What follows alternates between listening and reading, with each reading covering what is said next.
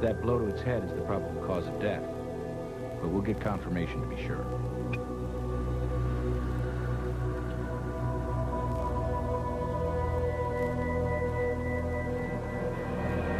We've got tracks in the dust behind the cart.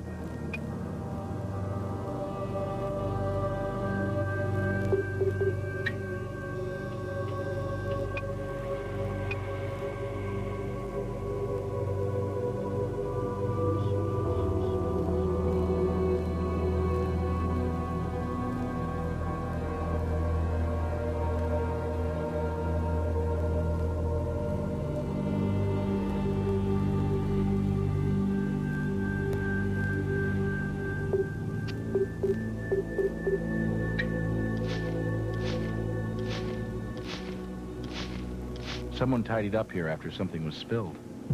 Blood.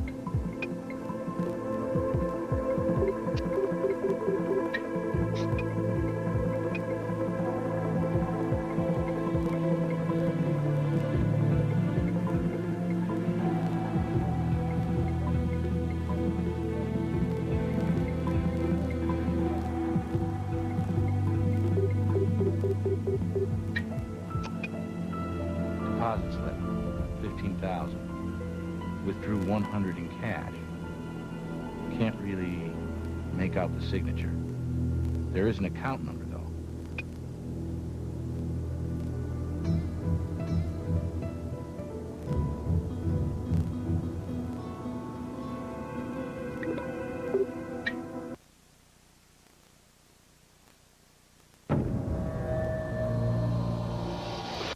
Good evening, Dr. Ravelli. I know you're probably busy, but we're conducting an investigation. We'll only take a minute of your time. Sure, you'll have it if you can keep this brief. I have a lot of patience this evening. Certainly. He's the director over at the Kaufman Funeral Home. Mortician. Yes, he was. Very briefly, though. A couple of minutes at the most. Routine business. Picking up a death certificate. These originate in the mortician's office, then go to the attending physician who completes cause of death information, and back to the mortician for filing with the health department. A vagrant recovered from an abandoned building a little while ago. I sometimes pull the odd shift, filling in for attending physicians on the emergency rotation. I've got the free time, and it pays well.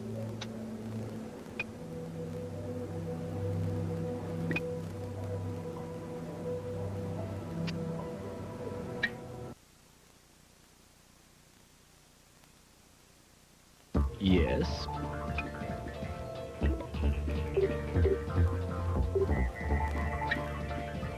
Pushcart tracks of some kind. I'll scan them into the computer. You're not going to find any search matches, but it could come in handy if you're doing comparisons.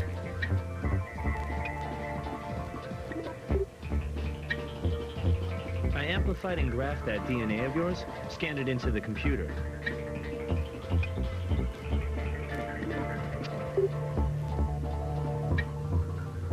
Here's some news. I got nothing.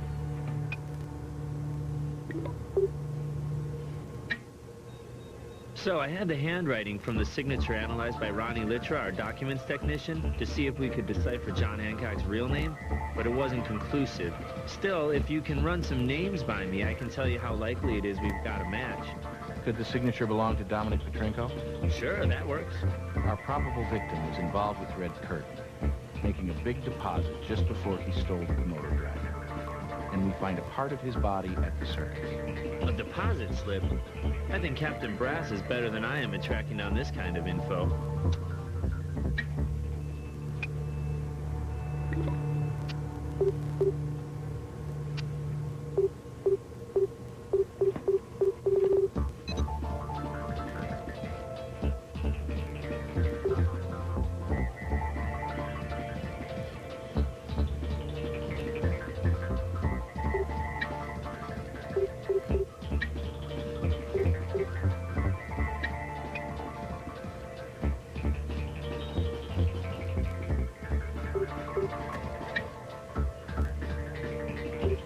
So, this blood puts that toe, or its owner, back at Red Curtain Imports.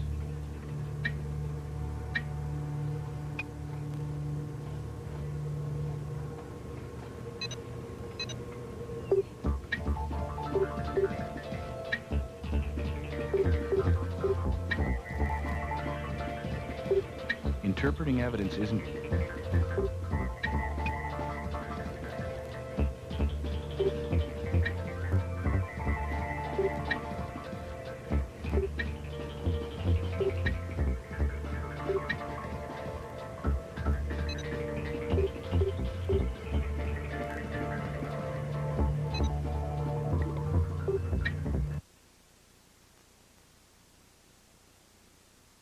Need something?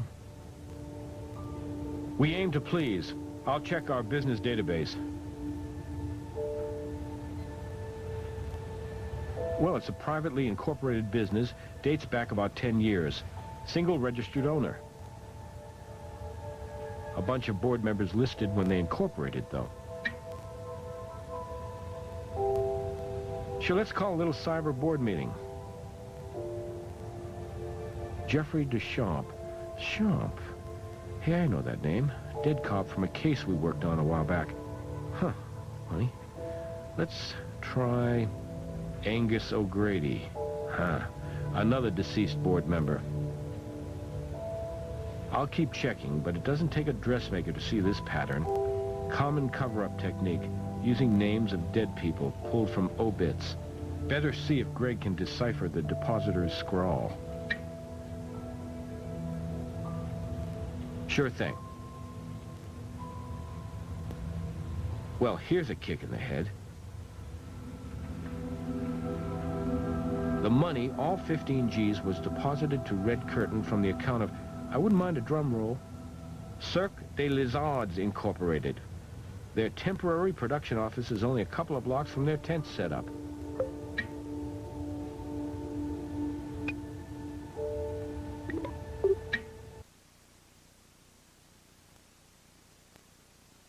Yes.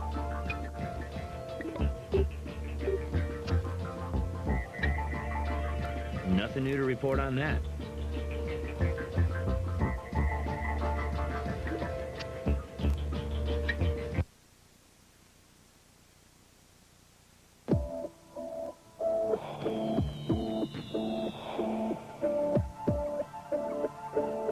May we speak with you again, Mr. Ziegler? The dynamic duo. What a pleasant surprise. How exactly may I be of help? You know, I try to cooperate, but this is where I work. Unless you have a warrant, I'm gonna have to draw the line. I'm not an accountant. I'm promoting a show that racks up tons of bills and deals with scads of suppliers. Hey, I don't keep track of them all.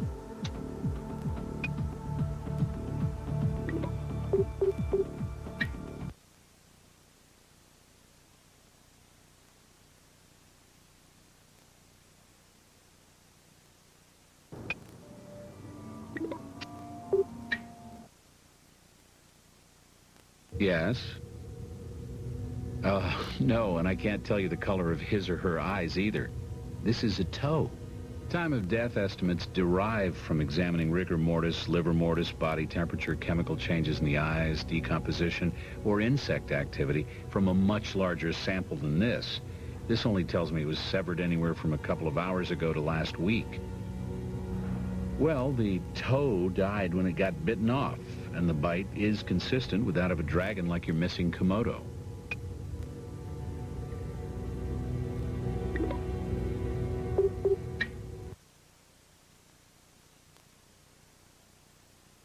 Need something?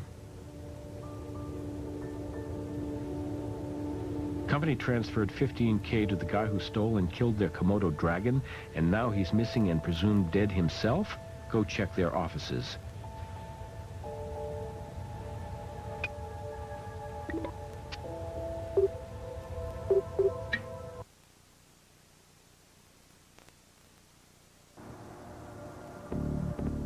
Hey, you got the warrant. Means you got a good reason, so I'll just get out of your way. Don't go far.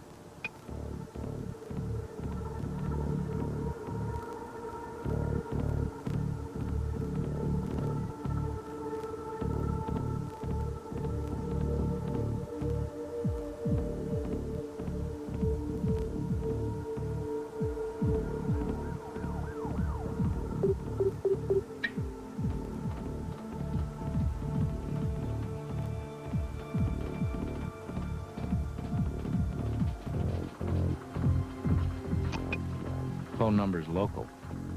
Nothing to indicate significance.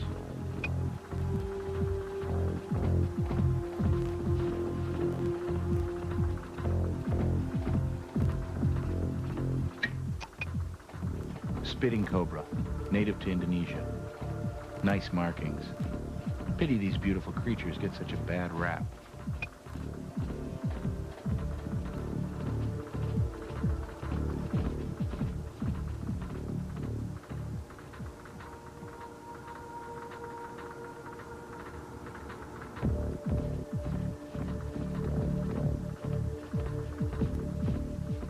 The number on that scrap of paper was called recently. Let's try redialing it.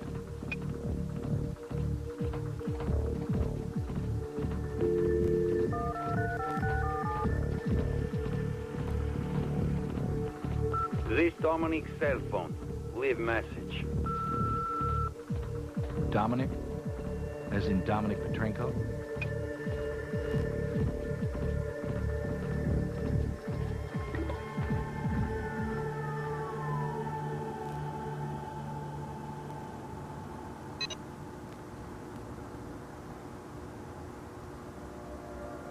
Bit of a tear in the vinyl here. Not quite.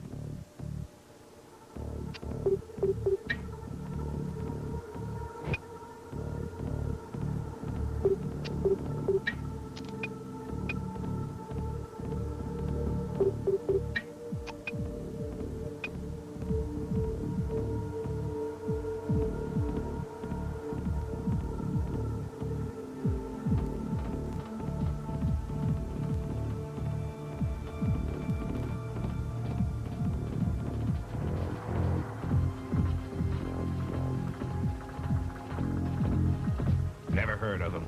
His number was recently dialed from your telephone. Hey. Lots of people use that phone. Don't look at me.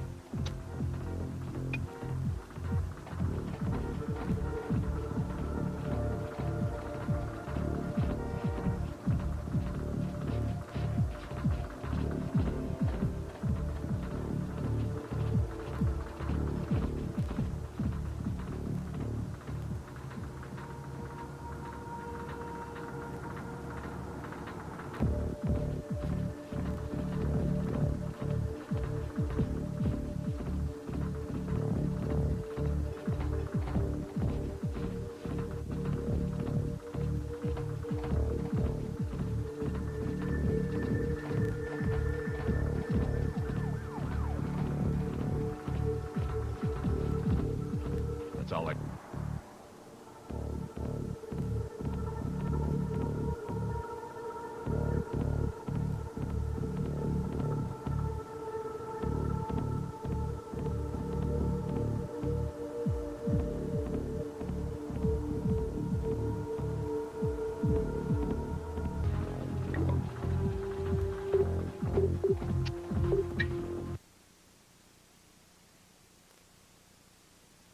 What's up?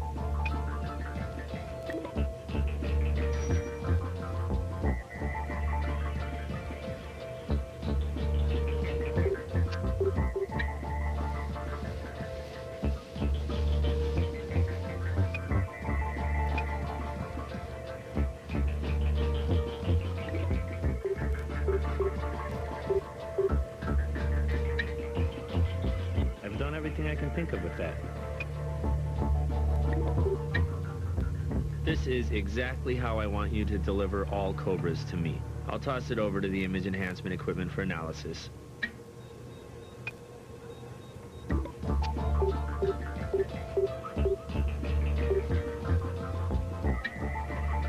Nothing new to report on that.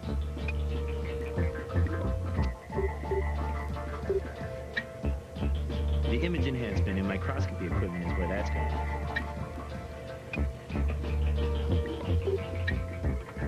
Fingerprints. That's even better than toes. Consider them digitized.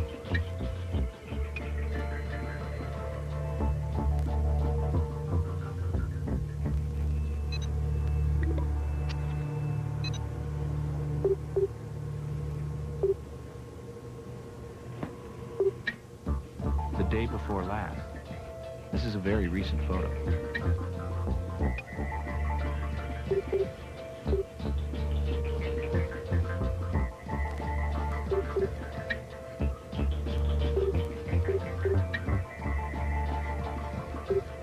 Those two don't match. Focus closer on the details.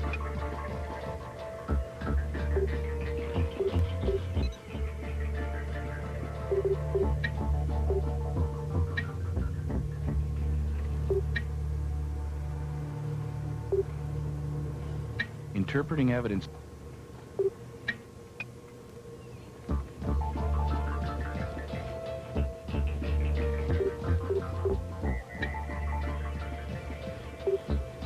Well, Dominic seems to have been dealing black market reptiles to our friend Mr. Ziegler.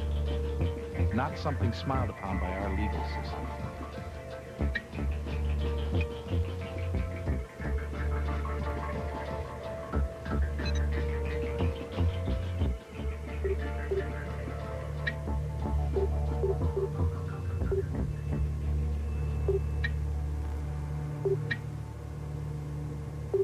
Don't quite have a...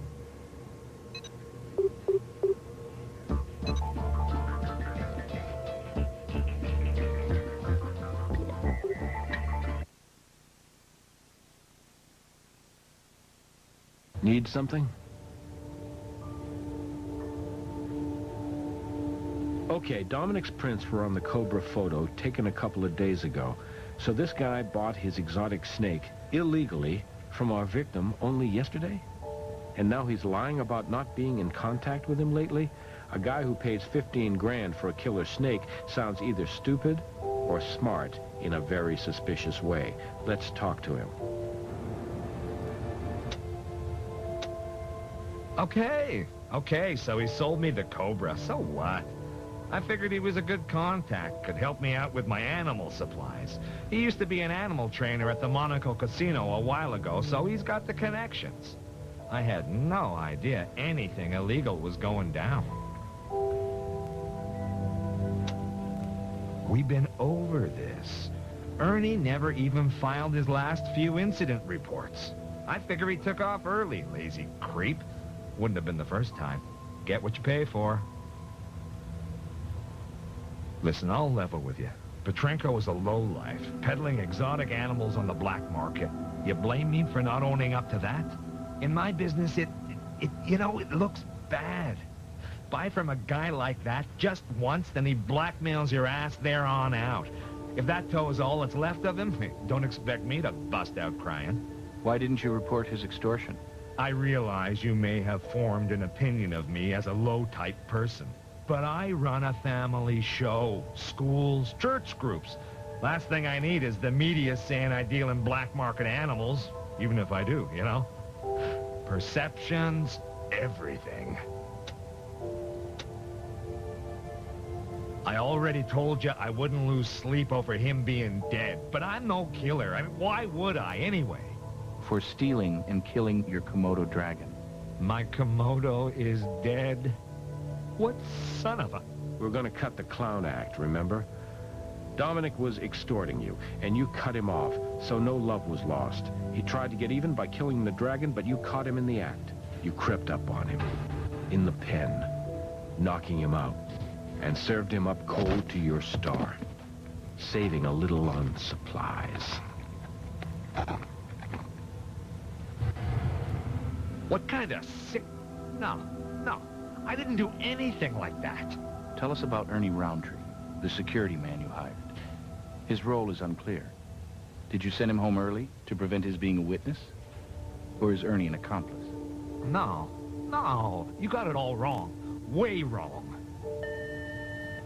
Detective Jim Brass, please report to reception. Detective Jim Brass to reception. Back in a minute. Remains? Okay, now you're starting to creep me out. Who says I did? I thought you were evidence guys. This is all some sick fantasy. With both the dragon and a man dead, you needed to point suspicion elsewhere. So you hid the body and planted the dead dragon back at Petrenko's. No. No, this is wrong. It's all wrong. Look, Mr. Ziegler, we have a lot of evidence that... Gil, show Mr. Ziegler to the waiting room, then meet me in my office. Please come with me. Well, a key piece of evidence just walked through the door, and I know how you love evidence. I stowed him in the interrogation room. Sure. I hope you're ready for this. Dominic Petrenko. For me, you have been looking. Enjoying my life.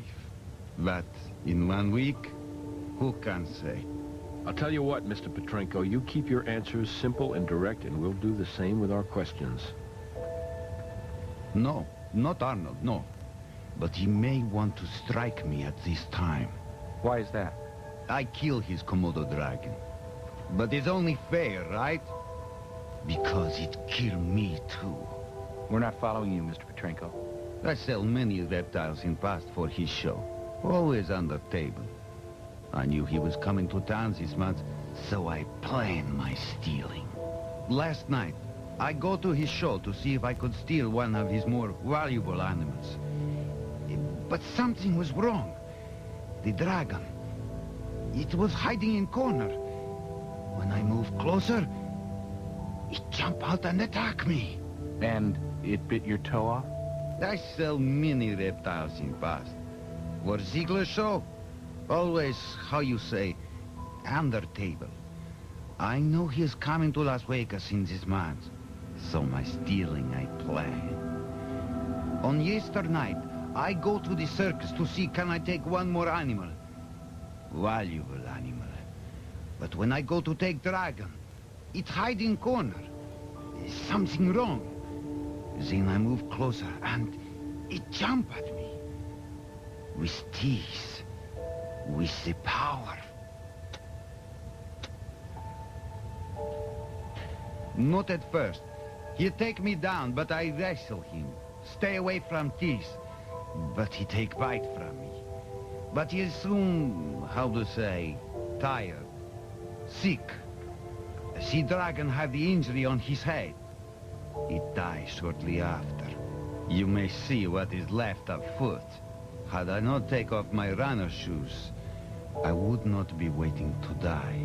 In such a dangerous environment, why would you do such a thing?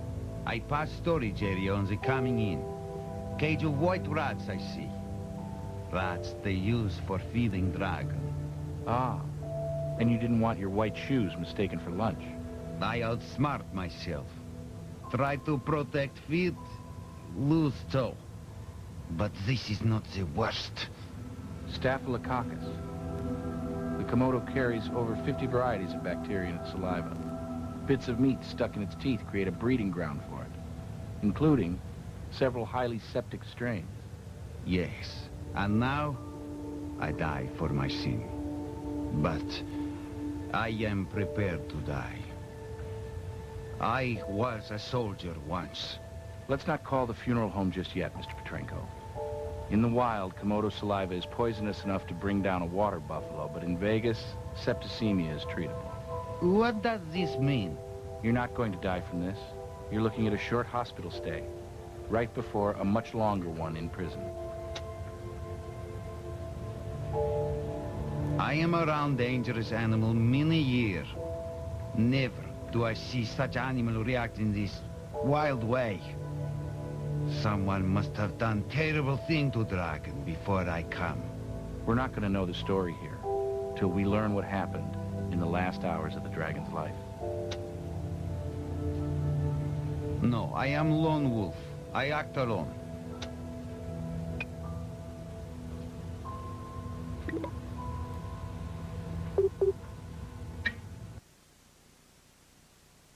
Forget something?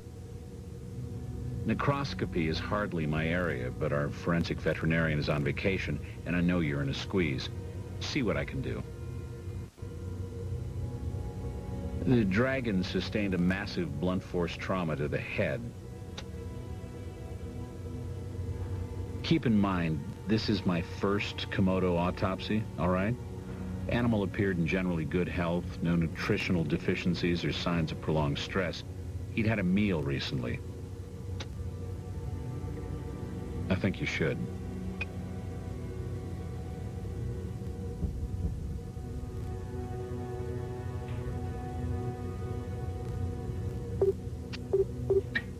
This must be our dragon's last supper.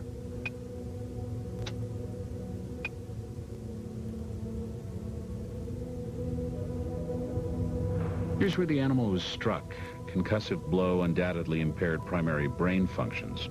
This could have triggered the aggressive behavior our witness described.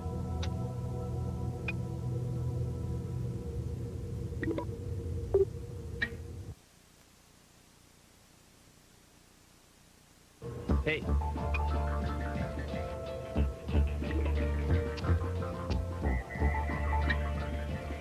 Don't ask me to explain this. That's your job. But I made an interesting discovery. Blood from 2 humans. Any specific tissue, Greg? Nothing I could get a positive ID on. You can check the computer for grass of both blood samples, though.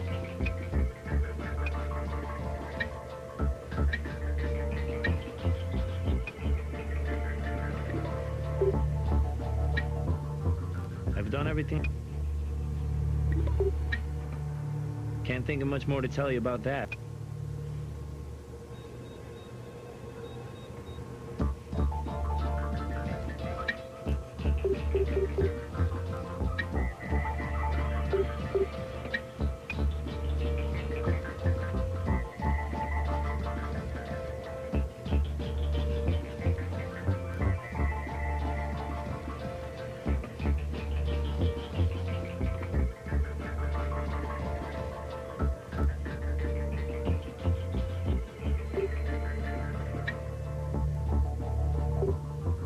This DNA matches the sample we recovered from the hair stuck in the driftwood.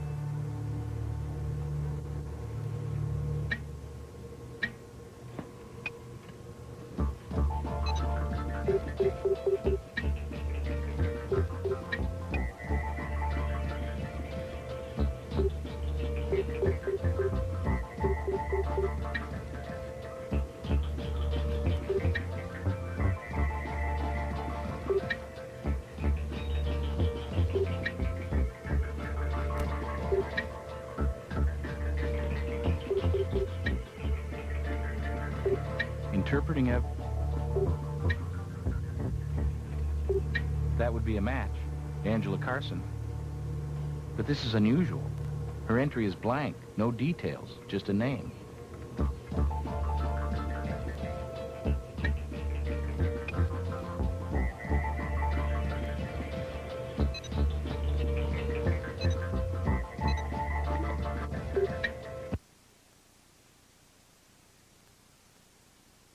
Need something?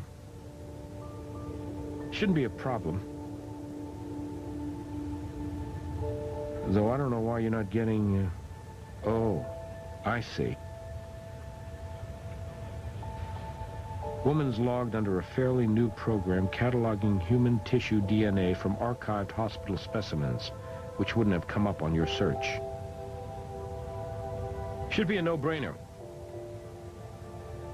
According to this, she's... What? We might have a computer glitch here. It says Angela Carson was killed in a car accident 17 years ago. How in the world could her DNA show up today in your dragon's belly?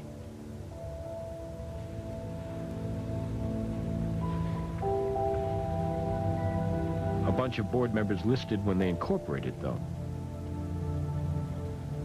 Attending physician, Dr. Julius Ravelli. Isn't that the doc your funeral director claimed seeing the night in question?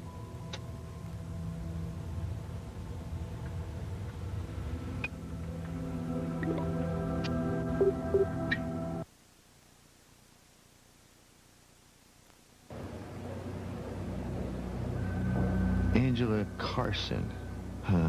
You understand, I've treated many, many patients over the years. But I do believe, yes, she was an accident victim, automobile, quite some time ago. Sorry, I'm completely fuzzy over the details. I do recall she died at the hospital of massive head trauma.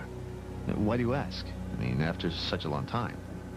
Yes, all our older records are computerized now. Should be no problem. Let's see. Here's the Carson woman. Accident took place 17 years ago. Rushed from scene to Sundown Hospital. Died shortly thereafter. OP flag. Pretty standard. OP flag, you said?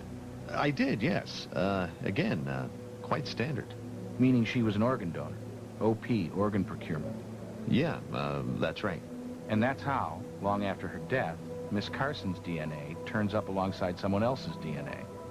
The result of an organ transplant. Tissue in transplanted organs gradually gets replaced. But even after 17 years, there'd still be traces. Somehow, both these DNA strands wound up in the belly of a beast. Sure, I'll check for you. Let's see. None listed. Of course, these older medical records aren't always as extensive as we'd like them to be.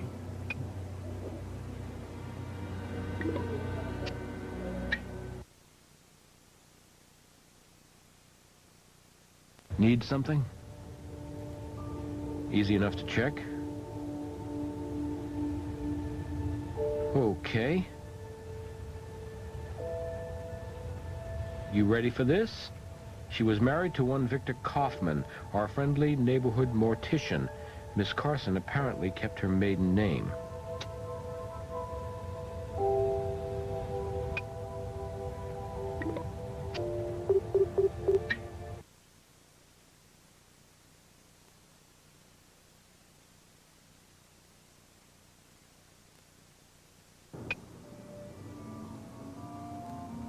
She did. It was a terrible loss, and I feel the pain every day of my life. That's why I got into this noble profession. I understand loss. I know sorrow. I live with mine every day, and it allows me to deal with those who are confronted with theirs. What a stunning coincidence. I never knew who attended her. I was not in town when the tragedy occurred. Didn't make it to the hospital before Angela passed. What a strange and small world. Certainly, I've made it clear, I hope, how much I value the contribution of you people. One thing, however, I must insist you stay out of the preparation room in respect for the families we serve here. Now, if you'll excuse me, I have to prepare for a meeting with the bereaved.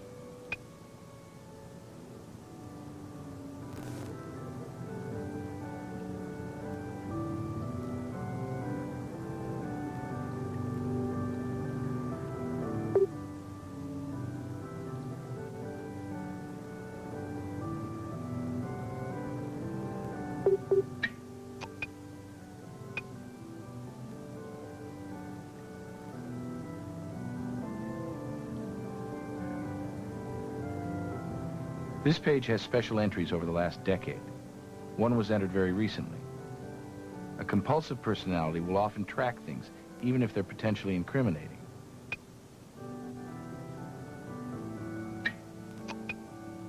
Not immediately illuminating, but worth collecting. Evidence seldom makes its meaning known on first glance.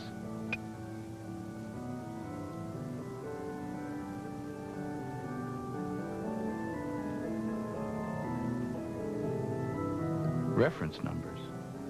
For what?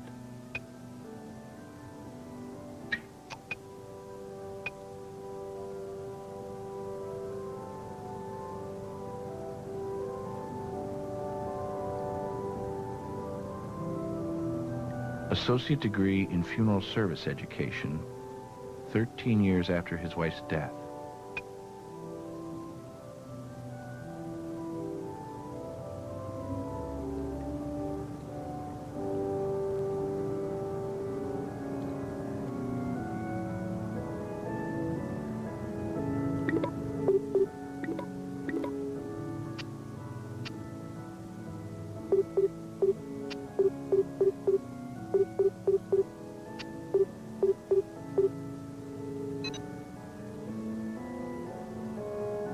Something on this bag here?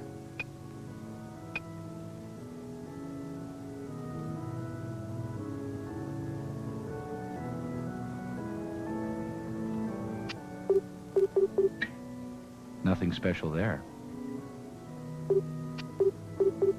Try something. Try something.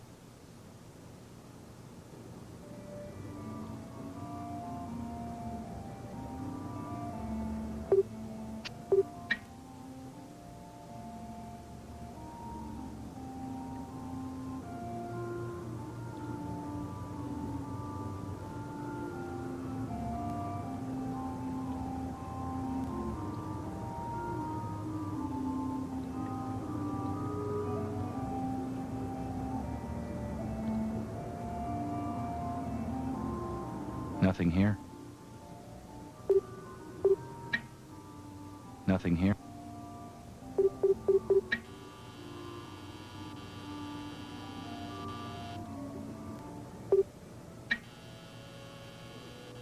Nothing here.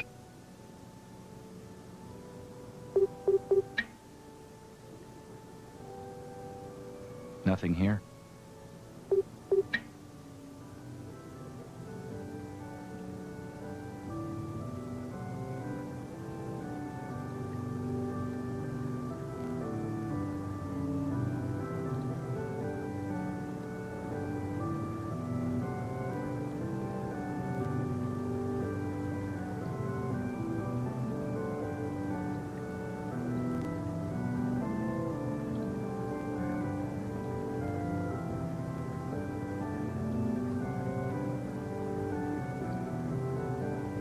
Nothing special there.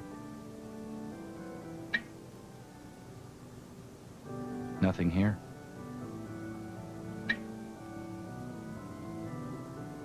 Nothing here. Not that. Doesn't apply here. Not that. Try something else. Not that.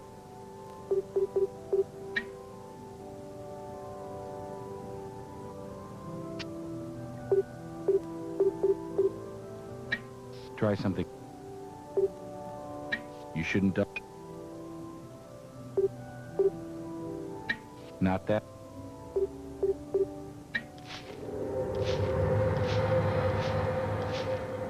Nice catch. Though it's not unusual to find a body bag at a funeral home. Even one with blood on it.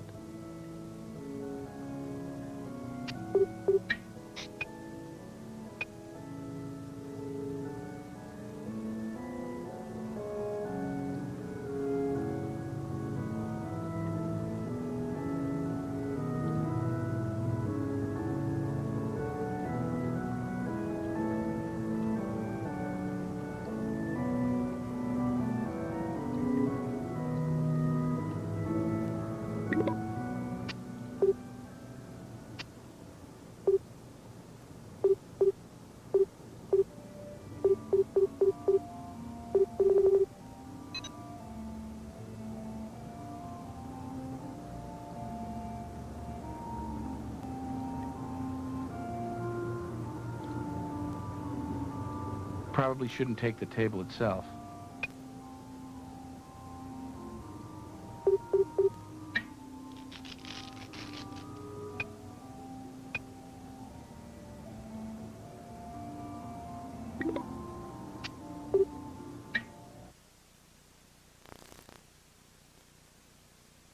Yes.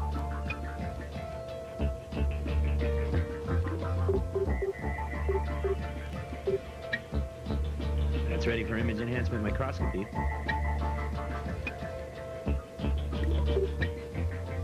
We'll send the blood on this swab for a ride on the old thermocycler. Narrow treads, not a car. We'll scan it anyway.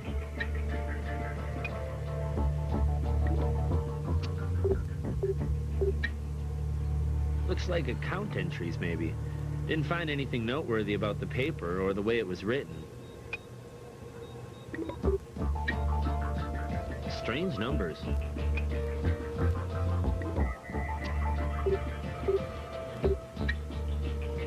I've done everything I can think of with that. Scanned the data on this keychain drive with the hex editor and broke out a database pattern. All the carriage returns got stripped out, but I can make it usable. Won't be easy, but I'm here to make your life simpler and more meaningful, right?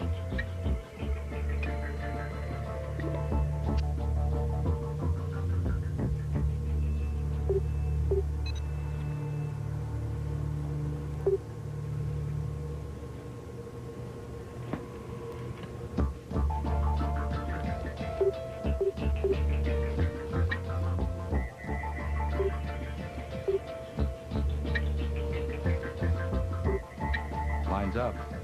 Same color, too.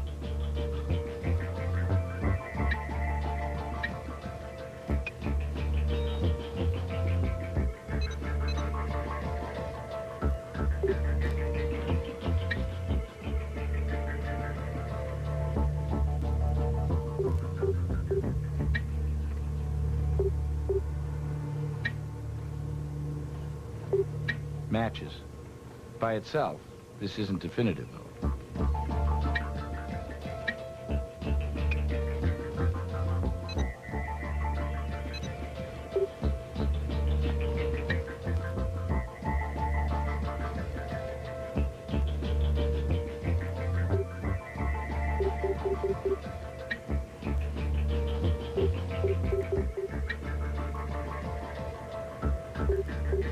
This DNA matches the sample we recovered from the hair stuck in the driftwood.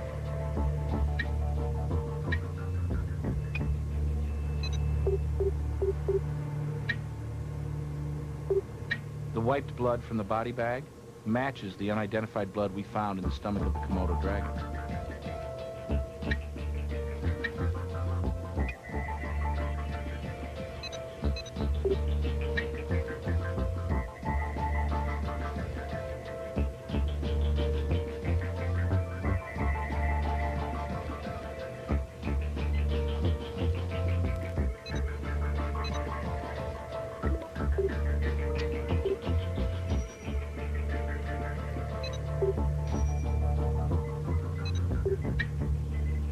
Characters are similar to the pattern of data from the USB keychain drive. There's a basic search interface for you on the computer.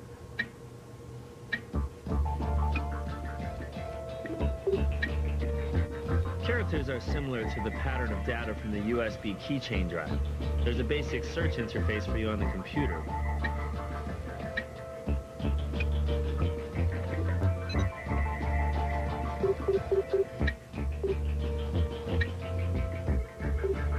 Gene Cordick, organ recipient, died in 1992. William Barilko died in 1997, also an organ recipient. Carla Brewer, Mary Sawchuk, same. But look at this. John Doe just recently entered.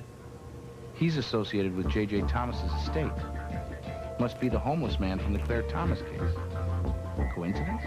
So all of the accounts listed on the page are of deceased organ donor recipients. The other numbers seem to reflect what he quoted the families on funeral services, all well below market price.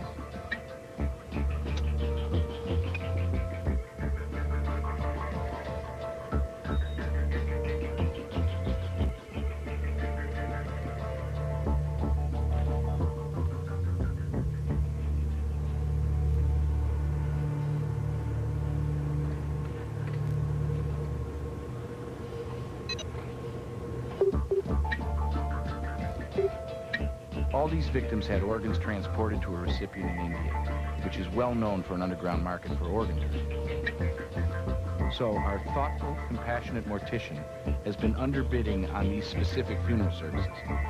Why? Suppose the organs these people received all came from Angela Carson. But morticians don't have access to records of that kind. And why would he have gone to such lengths to collect his late wife's body parts?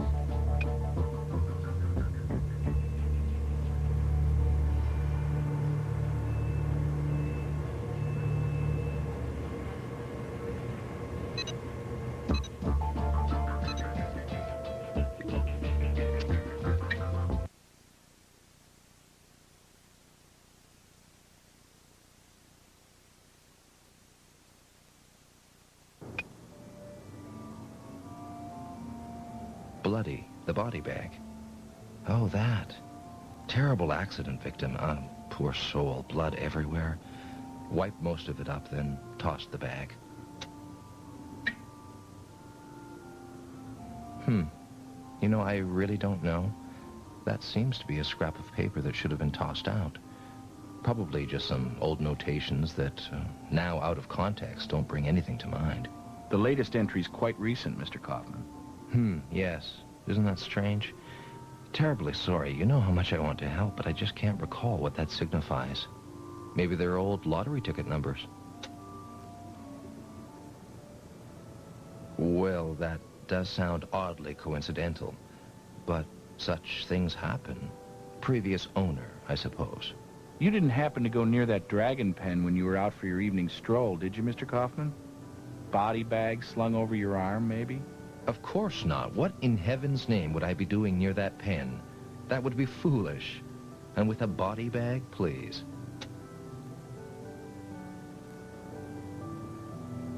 Is there no end to these absurd questions? Why ever would I take my folding operating table there? It's a common enough table. Thousands like it could match those tracks.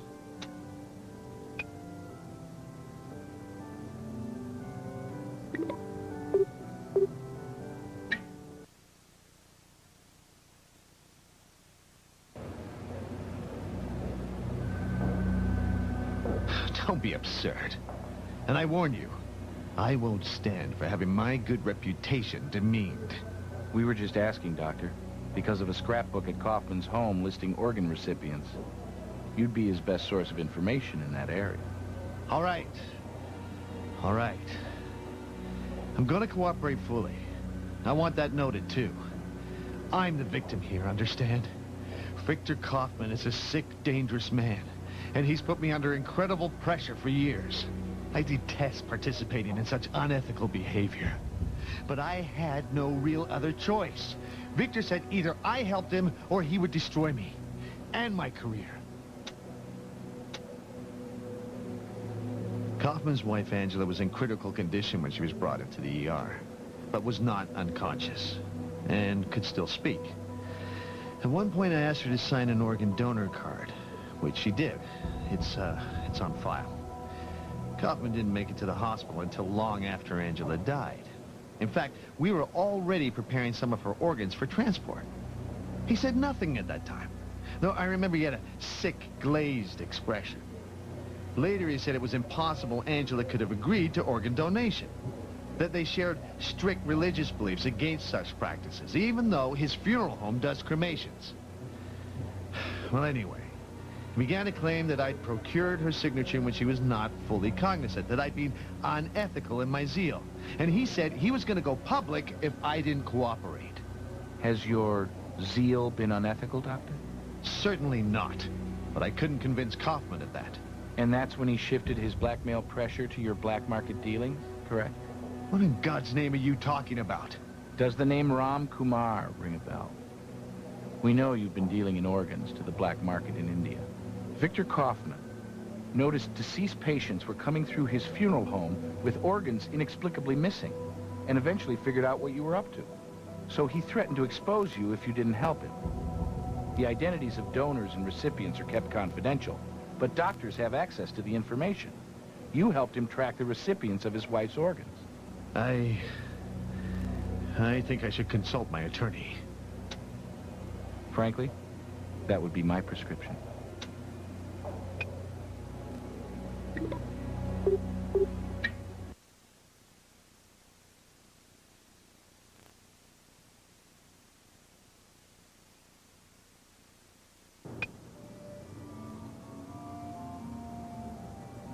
Underbidding. Look, I have gone out of my way to be helpful to you people. And now you insult me with this ridiculous, bizarre question? How could I run a business that way? We're just talking about a handful of clients, Mr. Kaufman. And Dr. Ravelli tells us he was helping you trace these people. Why would that be?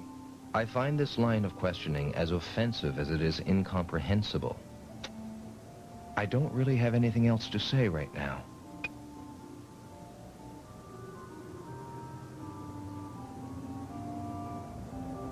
Coffins. Sort of like a new car showroom. Just selling a different sort of journey.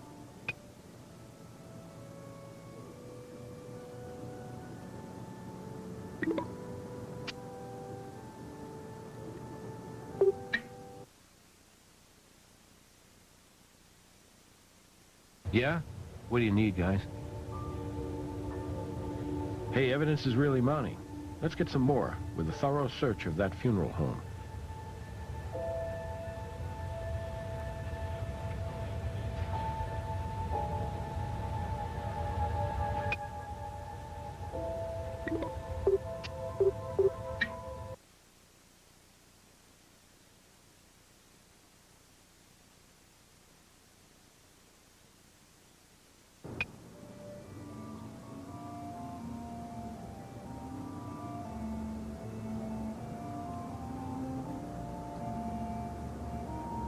Our homeless heir from the Claire Thomas case. Looks like he's ready for cremation. Now that's odd. Fresh incision over his heart scar. Stitched back up.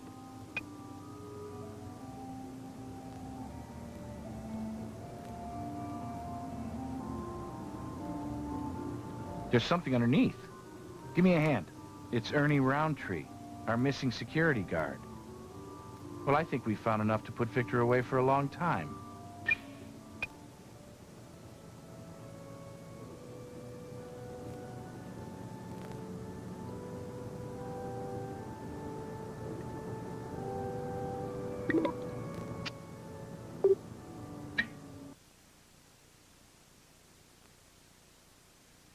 What's up?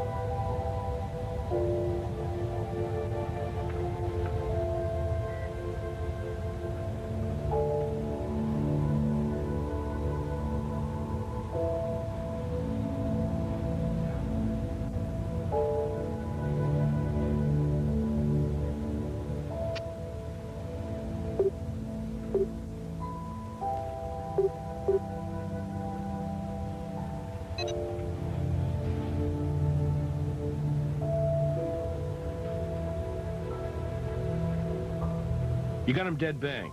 Still, it won't be easy to bring him in. I've got a car outside that funeral home, and there's no sign of him. So where does a crazed, homicidal mortician go after his life has come unraveled? Mr. Kaufman, what are you doing? Keep back. Keep back or I'll skip a step with the good doctor and we'll start the embalming procedure just a little bit early with my personal blend of formaldehyde and insecticide. You don't want to do that, Victor. You had a mission, didn't you? An objective? This isn't part of your plan. Stay calm, Doctor. Do my best. You're in control, Mr. Kaufman. But let's talk. Like the calm, thoughtful man that you are. Go ahead. Go ahead and ask your question. Maybe I'll answer. I don't think you started out that way, but you got impatient. That's why we found Ernie Roundtree's body at your funeral home about to be cremated, hidden beneath the body of J.J. Thomas's alleged son, another of Angela's organ recipients. Those ghouls didn't have a right to her organs. They were hers. Surely you understand that, don't you? Don't you? Please don't excite him. I'm a man who loved his wife very much, and I am a religious man. So what else could I do? You were trying to restore her body to its perfect state? If you don't understand, I can't help you. I think I do understand, Victor. But you have sinned, haven't you? You believed the doctor pressured your wife into signing. So you blackmailed him for years and tracked your beloved wife's organs. After John Doe, the restoration of Angela was almost complete after a decade of work. But the coincidence of Ernie working nearby must have seemed to you a sign, a divine gift. The final piece of this puzzle you were reassembling had been put right before you. You killed Ernie, removing his kidney and leaving it atop the body bag. You went for your rolling table, but the Komodo came out and began eating your trophy. You tried to beat him back, but you weren't fast enough. I did it for Angela. You do understand. Would you have me doom her to remain in her cold grave on the great day when the heavens open, ready to welcome her? She could not make that journey unrestored. I did it for her, and I would do it again.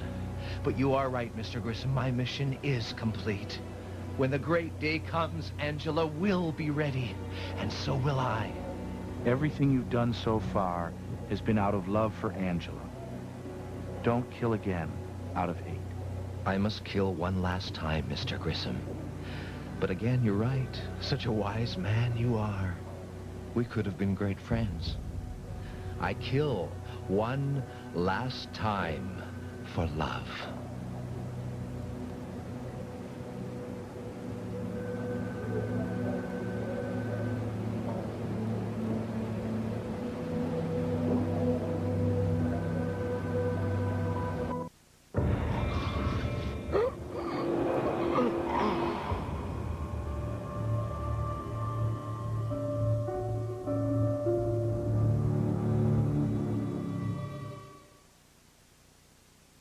We can gather and understand the evidence.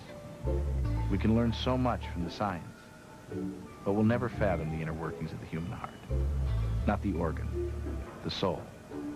You surprised to hear me use a word like soul?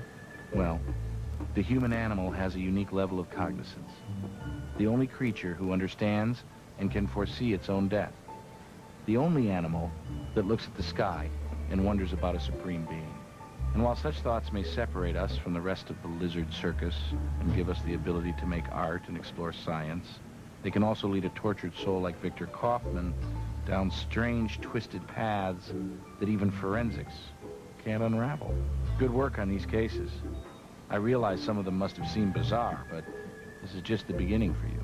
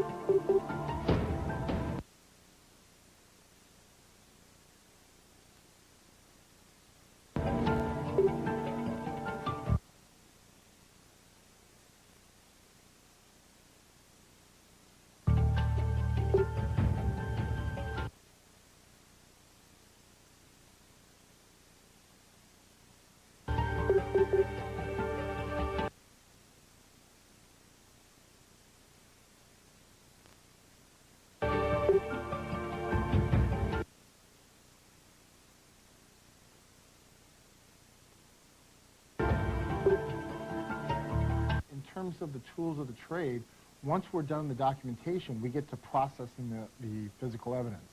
Now, we can do that in several different ways. We can use powders, which I've shown you, or we can use chemicals. Chemicals can be used on different items of evidence. But for the most part, those are types of evidence that we need to take back to the lab and do it under a hood where the air is flowing, because they can be very damaging to your health. So we will use different things. Some chemicals that we'll use is such as ninhydrin. Ninhydrin reacts with the amino acids that are found in a fingerprint. Or we'll use sodium chloride, which reacts to the salts within the fingerprint. There are other chemicals that are being developed all the time that are becoming more and more sensitive to the components within a fingerprint itself. So that's the processing.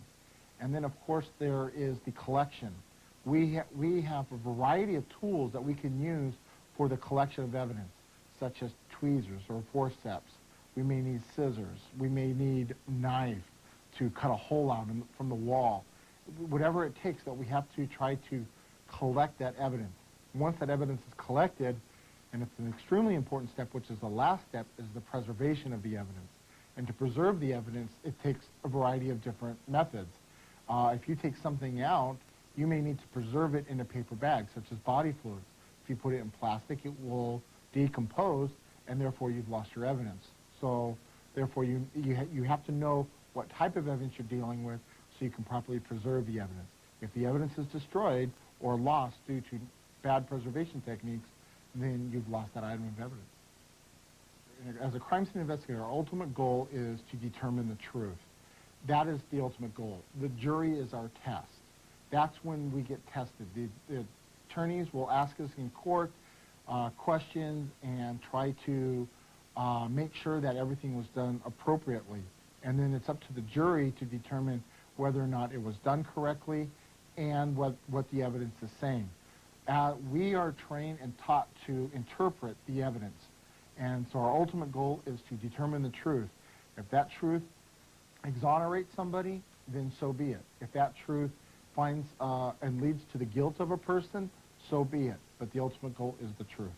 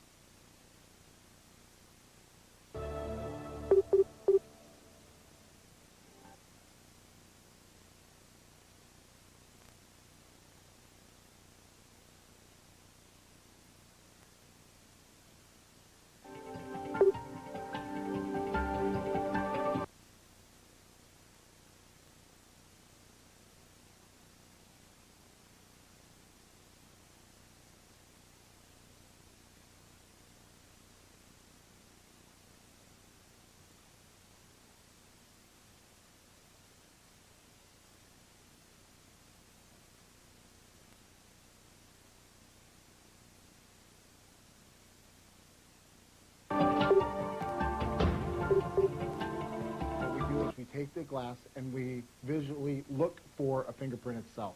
You can actually see the print itself within the light, and it will reflect off the oils. So we take the brush and put it in the powder, gently take some of the excess powder off, and then we take the brush and then go over the surface. And as you go over the surface, you can see the print develop on the surface itself.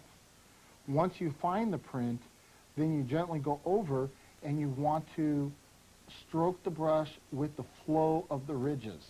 You have the ridges, which is what develops, and the furrows are the areas in between the ridges. Again, well, part of our job is to identify, document, which we could take a photograph, then we would process, which is what we just did, and then we need to collect and preserve the evidence. So the next step would be collect. The way we do that is we take the tape, and it's special fingerprint tape, and we tear it off, and you rub it over the surface of the print itself.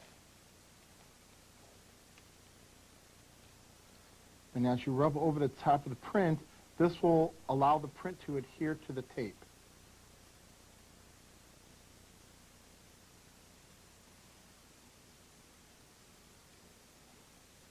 Okay? Once we're done, we take a picture showing where the print is located on the object. Then we lift the tape, and the fingerprint comes off, and we put it on the fingerprint card, allowing us not only to collect, but also preserve the physical evidence. When we get to a semi-porous surface, such as papers or wall or a painted object like a windowsill, we're better off using a magnetic powder. And what's nice about the magnetic powder is you have a magnet for a wand instead of a brush.